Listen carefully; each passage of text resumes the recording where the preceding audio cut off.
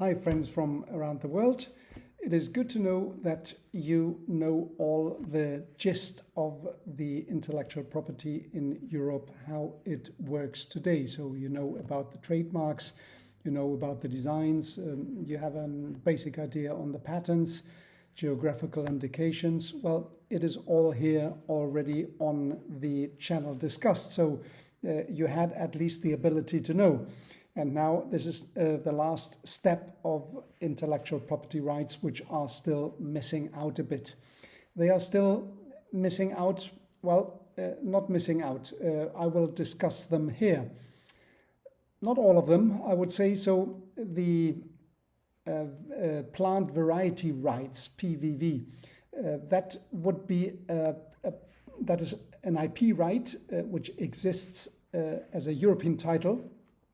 So we have a government agency, such as for trademarks or designs, a government agency which is in charge with the management of the database. So it is subject to registration and then afterwards to enforcement through the courts. So, but this is a very minority issue. There are some,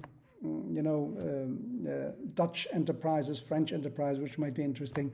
But unless you tell me you would need to know about it, I have done some cooperation with them, with this government agency at a certain time. So I will do it, but otherwise I will leave it apart in order not to overcharge the channel with information which is not really necessary for you. And if it is not an important issue in Europe, it is probably less important from people from around the world.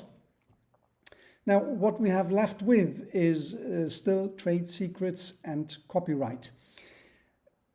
You may remember, if you have listened to the trademark series, and there are some issues, I would strongly encourage you to look at them. There is the layer, the European layer and the national layer, right? You remember that we have national trademarks and we have a European trademark title which covers the whole European Union. Now, this is not the case neither for trademarks, not for copyrights and not for trade secrets. In trade secrets and in copyright, we don't have what is a European title, an umbrella title for the whole European Union. What we have is national titles. So you have a German copyright and a French trade secret and Scandinavian copyright and trade secret. So Scandinavian meaning Sweden, Finland and Denmark.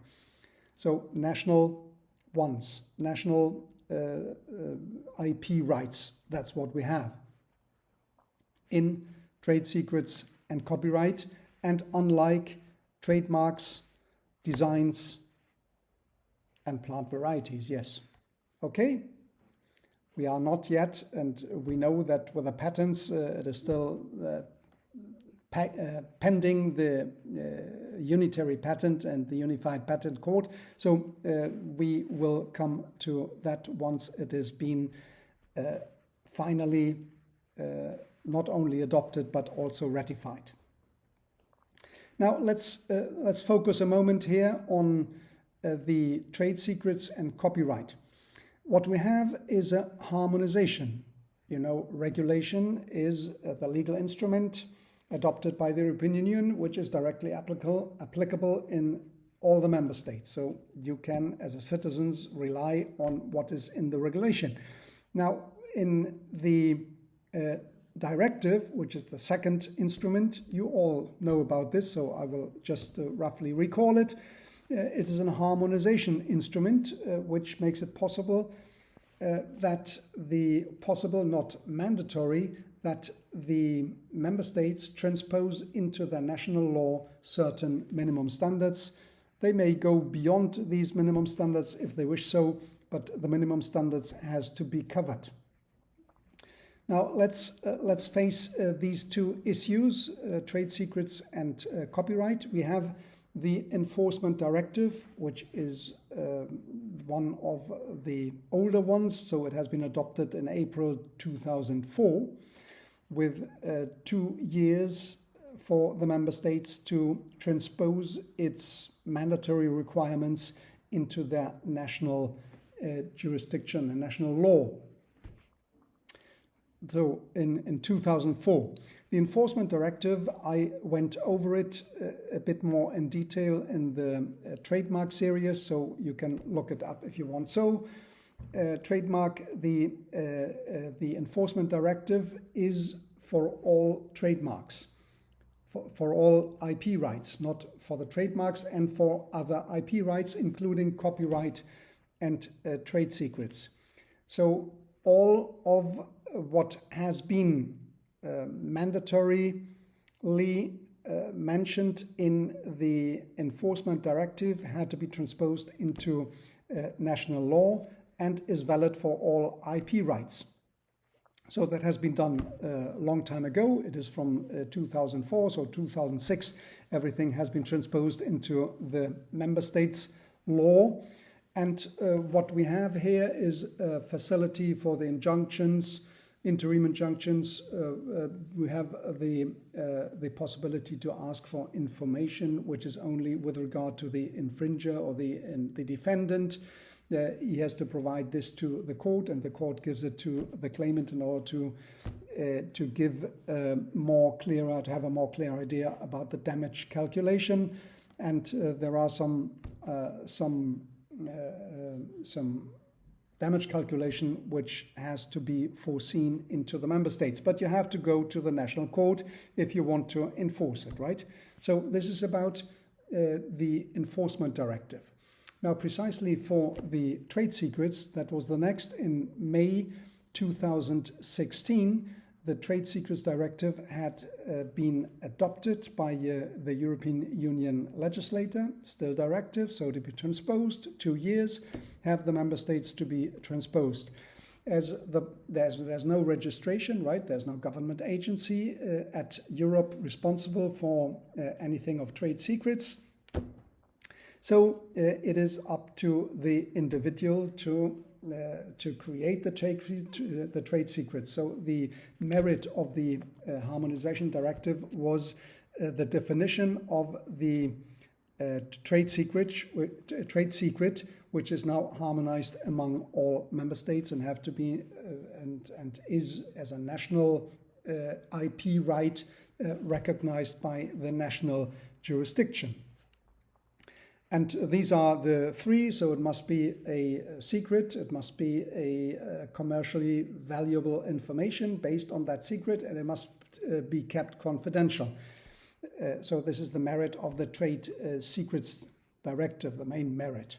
And then we have in April 2019, we had the Copyright Directive, which again gives a mandatory transposal of the minimum requirements foreseen in the Copyright Directive for 2 years. So it is now in 2021, which has been which expires in April 2021, where all the mandatory requirements had to be transposed into the member states' law. Not everybody has done its homework so far, so there are still some laggards behind. Now, what is about the Copyright Directive? Well, it extends a bit. The copyright is the most, I would say, one of the most difficult IP rights which exist, and it is not the definition, or there's no registry foreseen. No mandatory registry foreseen in order to be created, just like trade secrets, but it has a lot of neighboring rights. So it is about broadcasting, it is about music, it is about books, it is about authors, performance, distribution. So it is very, very complex. Now, the Copyright Directive, the Copyright Directive only mentions a few of these rights. No, certainly not broadcasting. Or I will not go into these more difficult rights, and broadcasting, it is not something you would be interested in it as a small business. Broadcasting requires, a heavy business with, a lot of money flowed in, a lot of capital in order to build the infrastructure to make it possible and to create content, etc. So that is a bit more difficult.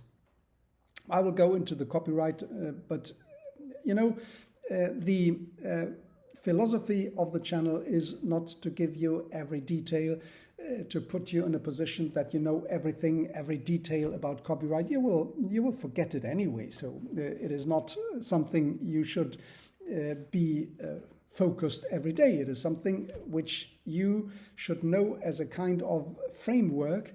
You have notions of what is going on in Europe, of the IP rights in general. What are the IP rights? So you have a toolkit of what you can use as a business owner with regard to certain situations you may face in your business endeavor. So that is what you need to know.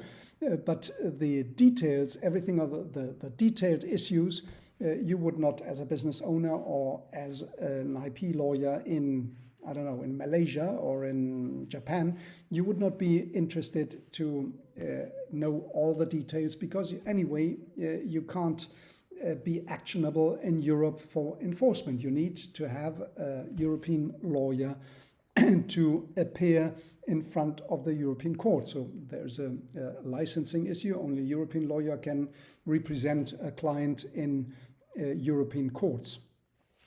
So this makes it that you get some notions, that you know what it is about, that you know the industries which are more prone to trade secrets, more prone to copyright. Some examples, I think I will go through some international examples.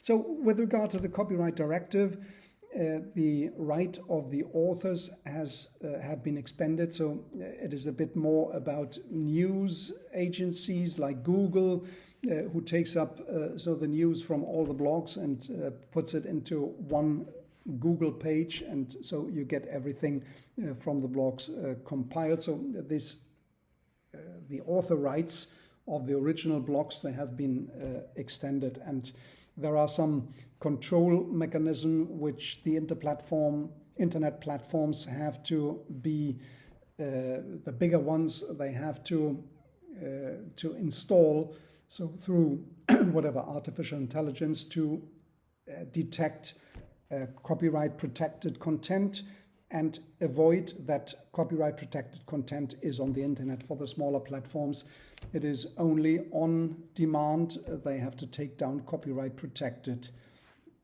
content. So that is what I wanted to tell you as an introductory note for this. So you have, let me wrap this up for you. You have, and you know already, these two-layer system. We have a European title and national title, and here, with regard to trade secrets and copyright, we have no European title. We have only national titles, right? So a national Italian copyright, or a national, Romanian trade secret. Okay, and you have to enforce in the national courts. Naturally, there's no European court available, so national courts for national IP rights. So that is the first thing, but we have a harmonization, so you don't need exactly to study the national right in order to know what is covered. You have the Trade Secrets Directive, which says this is the definition which is available in all member states. And for the copyright, same thing. So there is no European title. So this one is is out, and you have only the national copyright. And again, through the Harmonization Directive, you know already what is generally covered. Although the copyright is more complicated, is one of the more complicated IP right, due to a lot of covering neighboring rights. So that was it for the first introduction. Be aware of the next sessions.